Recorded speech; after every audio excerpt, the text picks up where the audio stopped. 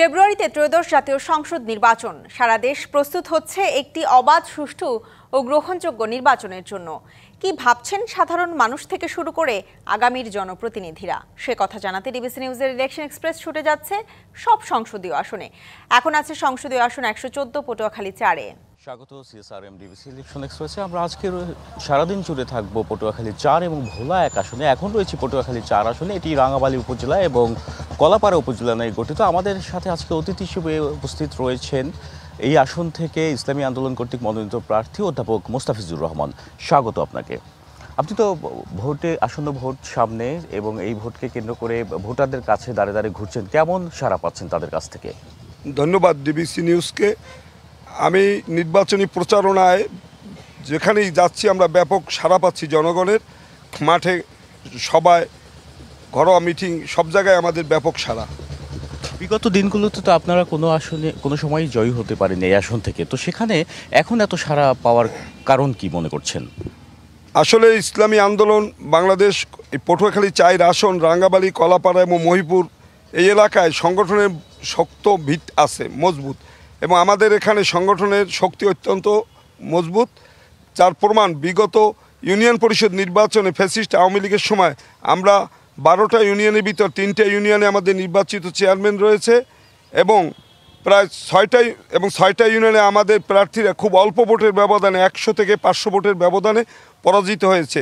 বিগত দিনে নির্বাচনে জয়লাভ করতে না পারার পিছনে বিভিন্ন কারণ আছে। তার ভিতরে হয়তো প্রার্থী নির্বাচনে আমাদের সেই ধরনের ছিল না, জনগণের কাছে গ্রহণযোগ্য প্রার্থী না থাকার কারণে হয়তো আমরা এই আসনে ভালো ফল লাভ করতে পারিনি, বা সারা বাংলাদেশেও।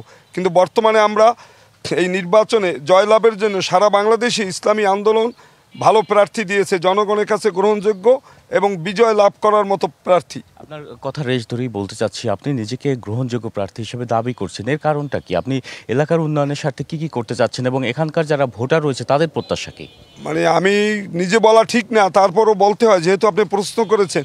আমি এই এলাকায় আমার রাজনীতি, সামাজিক কর্মকাণ্ডে বিচরণ প্রায় 40 বছরের অধিক, এবং আমি ইতিপূর্বে 2বার উপজেলা পরিষদ নির্বাচনে অংশ নিয়েছি। সেই জাতীয় পার্টির সময় একবার, আওয়ামী লীগের ক্ষমতার সময় একবার, 2বারই আমি নির্বাচনে জয়লাভ করেছি উপজেলা চেয়ারম্যান হিসাবে, এবং স্বতন্ত্র হিসাবে আমি একবার নির্বাচন করেছি। দলীয় প্রার্থী ছিল বিএনপির, আমি বিএনপি থেকে বিদ্রোহী প্রার্থী হিসাবে নির্বাচন করেছি। সেখানেও আমি কলাপাড়া উপজেলায় সবচেয়ে বেশি ভোট পেয়েছি বিজয়ী আওয়ামী লীগ প্রার্থীর চাইতো, এবং নিকটতম প্রতিদ্বন্দ্বী আমিই ছিলাম। যার কারণে আমি মনে করি যোগ্যতম প্রার্থী বলতে আপনি যেটা বুঝান আমার বলা ঠিক না, তারপর আমি বলতেছি যে এই এলাকার মাটি মানুষের সাথে আমার সুদীর্ঘ 40 বছরের বেশি কাল ধরে আমি সামাজিক কর্মকাণ্ড এবং রাজনৈতিক কর্মকাণ্ডের মাধ্যমে এই অঞ্চলের মানুষের মনে একটা বিশেষ স্থান করতে পেরেছি বলে আমি মনে করি বিগত দিনের নির্বাচনগুলোই ফলাফলই তার প্রমাণ। এই এলাকার মানুষ কি প্রত্যাশা করছে আপনার কাছে, এবং এই এলাকায় কি সংকট রয়েছে যা সমাধানে আপনি পদক্ষেপ নেবেন নির্বাচন জয়ী হতে পারলে? আসলে আমরা হচ্ছে কৃষি নির্ভর একটি এলাকা। এই এলাকার কৃষকদের সমস্যা রয়েছে, যোগাযোগ ব্যবস্থার উন্নয়নের সমস্যা রয়েছে, এবং আপনি জানেন যে আমাদের একটি সুন্দর পর্যটন কেন্দ্র আছে কুয়াকাটা, কিন্তু এইটার যেভাবে উন্নয়ন হওয়া উচিত ছিল, বাইরে থেকে পর্যটকরা আরও বেশি পরিমাণে যাতে আগ্রহ নিয়ে এখানে আসে তার তেমন উন্নয়ন হয়নি, এবং এইটি একটি সরকারের বেশ কিছু মেগা প্রকল্প এখানে বাস্তবায়ন হয়েছে। বর্তমানে বাস্তবায়নের দিন আছে, যেমন পায়রা সমুদ্র বন্দর, পায়রা তাপবিদ্যুৎ কেন্দ্র, এবং এইটাকে কেন্দ্র করে এখানে একটা ইপিজেড হওয়ার সম্ভাবনা আছে।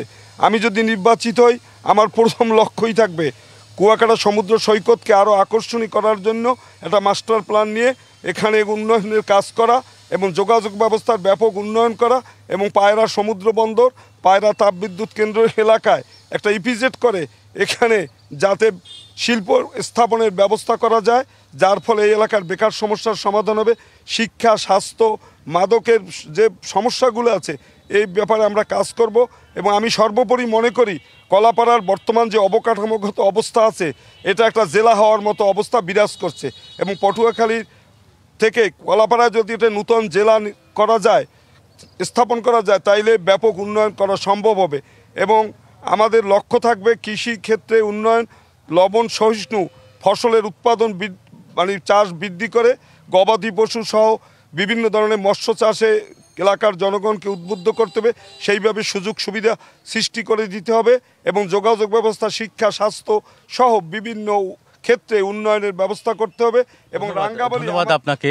যেমনটি আমরা একটি অবহেলিত এলাকা, আমাদের 6টা ইউনিয়নে আমাদের নির্বাচনী আসনের সাথে তারা সংযুক্ত, কিন্তু তারা হচ্ছে গলাচিপ উপজেলা।